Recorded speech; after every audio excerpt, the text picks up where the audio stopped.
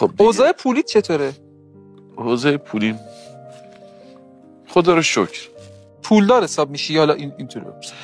ببین آخه پولداری چی میبینی؟ پولداری اینی که مثلا طرف مثلا 10 تا خونه داشته باشه. خونه داری؟ خونه دارم آره. ماشین داری؟ آره. ماشینت چیه؟ ماشینت چیه بهت میگم؟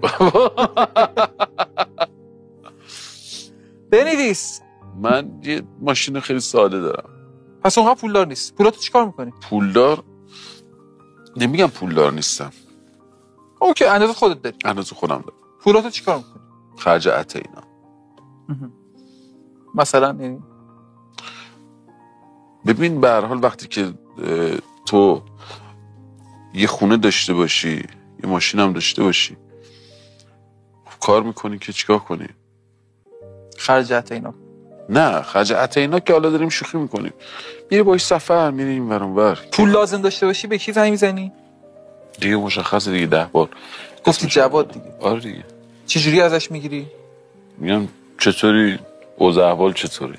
میگم اول میگم اوضاع احوال چطوره؟ اوضاع احوال خوبه. خودش متوجه میشه وقتی میگم اوضاع احوال چطوره یعنی که پول لازم دارم. آها همینجوری اوضاع احوال آره. نمیپرسی. اوضاع احوال مختص به پوله. آها اوضاع احوال چطوره؟ مثلا میگه خب چقدر؟ واقعا من به یکی احتیاج دارم بهش بگم اوضاع احوال چطوره بگه خب چقدر. آره